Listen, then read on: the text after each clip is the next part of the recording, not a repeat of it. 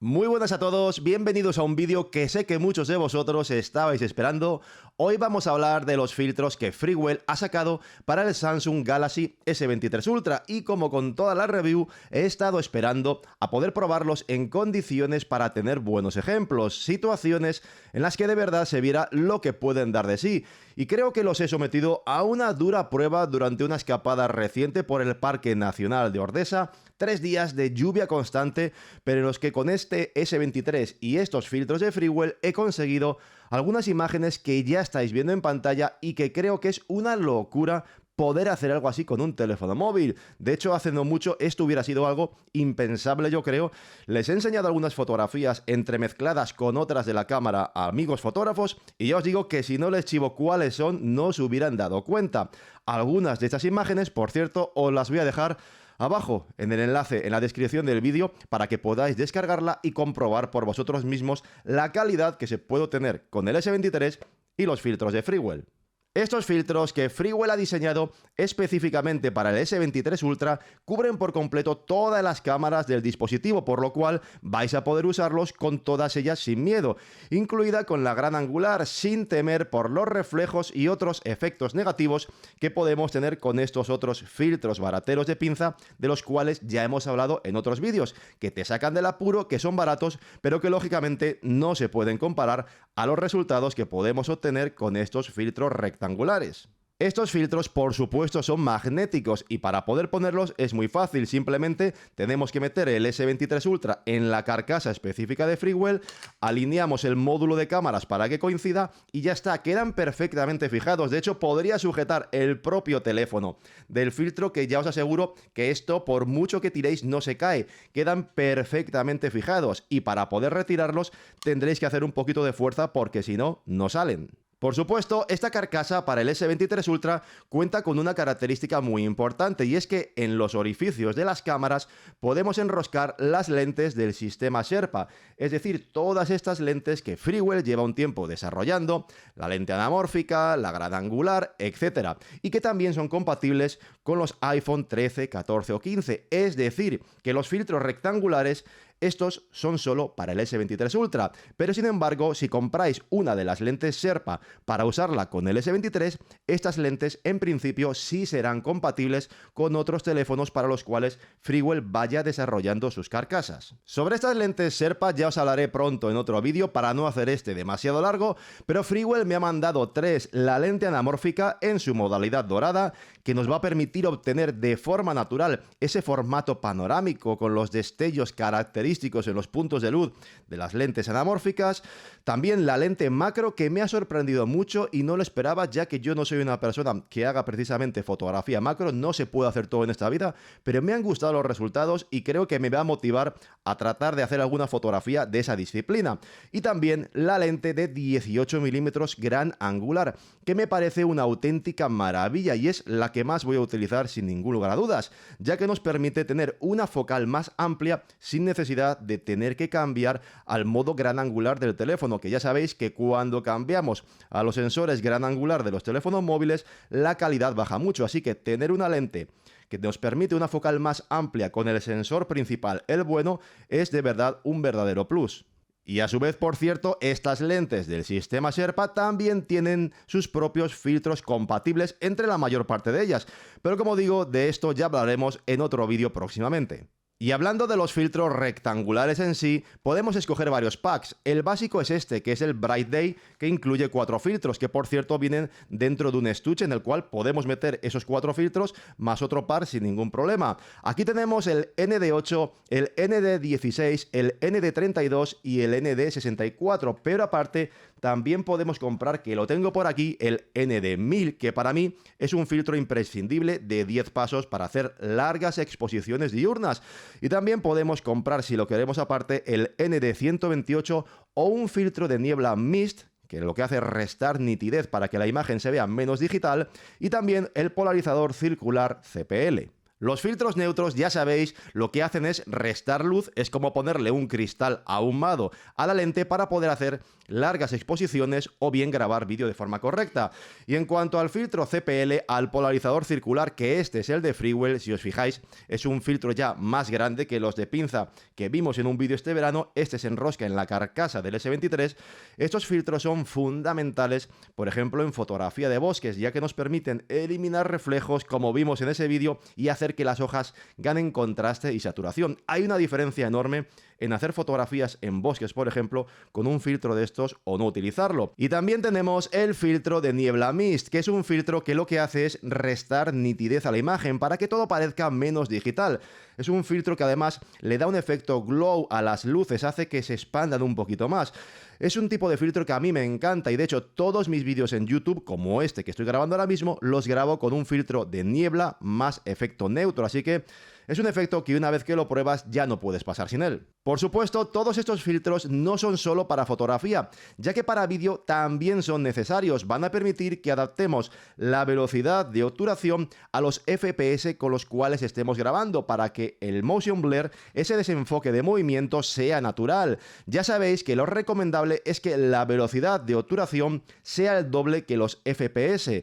En el vídeo que estáis viendo, 1,125 porque estaba grabando en 4K a 60 frames por segundo. Así que según los FPS con los que grabemos y la luz existente, necesitaremos un filtro u otro para poder adaptarnos al desenfoque de movimiento. Y además también, por ejemplo, para evitar el flickering procedente de las luces LED, que requieren que según el país en el que nos encontremos, sistema NTSC o PAL, y los FPS seleccionados, grabemos a una velocidad determinada, lo que se llama ángulos seguros, para evitar ese parpadeo constante que tienen las luces LED, que se apagan y se encienden continuamente, que aunque el ojo no lo perciba, la cámara, si no grabamos de forma correcta, sí que se nota. Y evidentemente, si queremos sacarle todo el partido a estos filtros, hay que utilizar controles manuales. Afortunadamente, el S23 Ultra nos ofrece ambas posibilidades, tanto en foto como en vídeo podemos trabajar con control manual completo. En el modo de vídeo tenemos lo que es el vídeo profesional y en el apartado fotográfico podemos utilizar el modo Pro, pero a mí me gusta más utilizar el Expert RAW, ya que nos genera unos archivos RAW en formato DNG de 16 bits, muy maleables luego en el procesado, ya que van a retener la máxima información que es capaz de captar el sensor del S23. Sobre el Expert RAW tenéis todo explicado en el tutorial que en su día os compartí, pero haciendo un repaso rápido de las opciones que yo suelo utilizar en fotografía de paisaje, lo primero, la medición matricial la dejo activada porque es la que hace una medición conjunta de todas las luces y sombras de la escena. En resolución escojo la cámara principal con el RAW de 50 megapíxeles, que es el que más calidad tiene en este dispositivo, y luego el ISO siempre al mínimo para captar el mejor detalle posible, con el mínimo ruido y el máximo rango dinámico. Ya sabéis que a medida que subimos el ISO no es solo que haya más ruido, sino que la capacidad para captar luces y sombras va decreciendo, así que el ISO, la sensibilidad, siempre hay que tenerla en el mínimo posible. Ojo, porque hay ocasiones en las cuales sí nos puede interesar subir la sensibilidad. Por ejemplo, cuando necesitamos más luz sí o sí en una imagen, o un truquito que ya os he comentado, cuando vamos a hacer una fotografía y no vemos nada porque está muy oscuro, pues entonces sí que puede ser recomendable, subimos la sensibilidad, entra mucha luz, vemos bien, encuadramos y ya luego bajamos el ISO.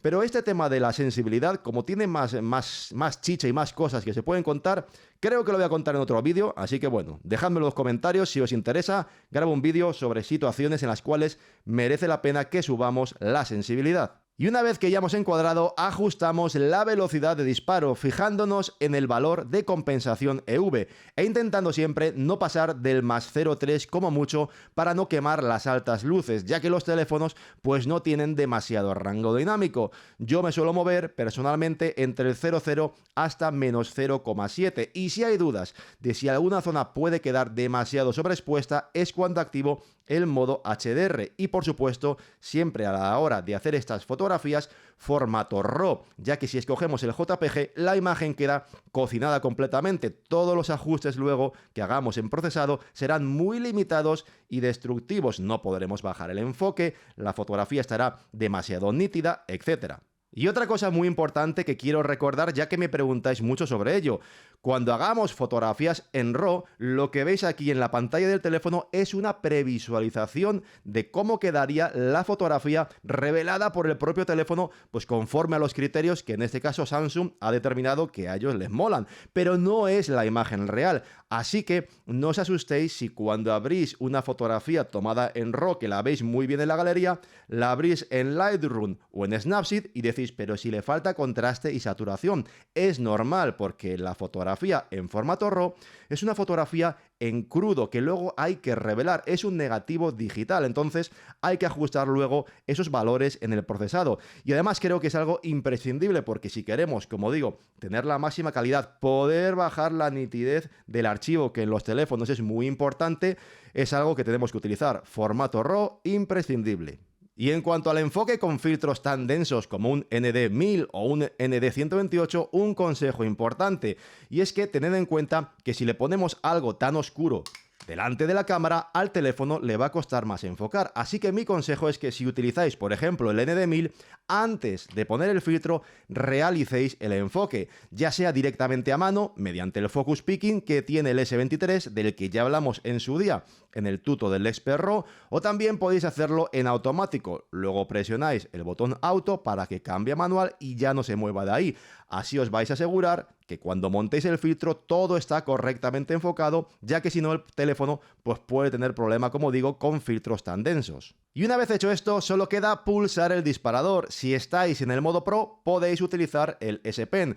En el Expert RAW, a mí me gusta utilizar el temporizador de 2 segundos. Y ya está, tenemos una foto increíble con toda la información necesaria, y que con un poquito de revelado, en mi caso en Lightroom Mobile, pues ya podemos dejarla muy similar a la que Samsung nos ofrece en la galería como previsualización. Ya luce muy bien. Y por cierto, que sobre el Lightroom Mobile ya sabéis que os he creado 2 tutoriales de revelado. Uno de ellos os lo dejaré aquí arriba en la tarjetita, pero que si queréis que alguno de estos archivos RAW los revelemos también, solo tenéis que dejarlo en los comentarios y me pongo manos a la obra. Y para que veáis más ejemplos, aquí tenéis otra foto que hice, en este caso en la cascada espectacular de la Cueva Nordesa.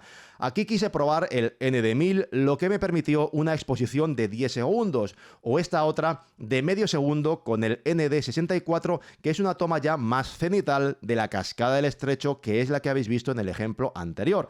Y que también la repetí con la lente Sherpa de 18 milímetros gran angular para poder capturar una visión más amplia y poder captar más la zona inferior de la cascada. De esa lente Sherpa gran angular, como os he dicho, ya hablaremos de ella, porque me parece una lente muy útil para poder utilizar el sensor principal del S23 y tener una focal más amplia. Es una lente que os aseguro que voy a utilizar un montón. En resumen, mi experiencia con estos filtros ha sido excelente. He podido ir haciendo fotografías en las cuales fui variando entre distintos tipos de exposición. Pues según la situación, hay ocasiones en las que lo mejor es disparar con velocidades inferiores a 1 segundo para que se aprecie la fuerza, la textura del agua, el movimiento, y otras en las cuales pues podemos querer llegar a una exposición más larga y que el agua se vea totalmente sedosa. Opciones que por supuesto pues son al gusto del fotógrafo, que deberá qué es lo que quiere obtener según sus preferencias personales. A mí, como digo, me suele gustar más moverme con velocidades cortas de exposición para que se vea la fuerza del agua, pero por ejemplo en la foto del puente de San Nicolás de Bujaruelo había tanto agua que no podía acercarme a ningún salto para buscar texturas, así que me situé más lejos y escogí una velocidad de exposición más larga con el ND1000 para dejarlo todo completamente sedoso.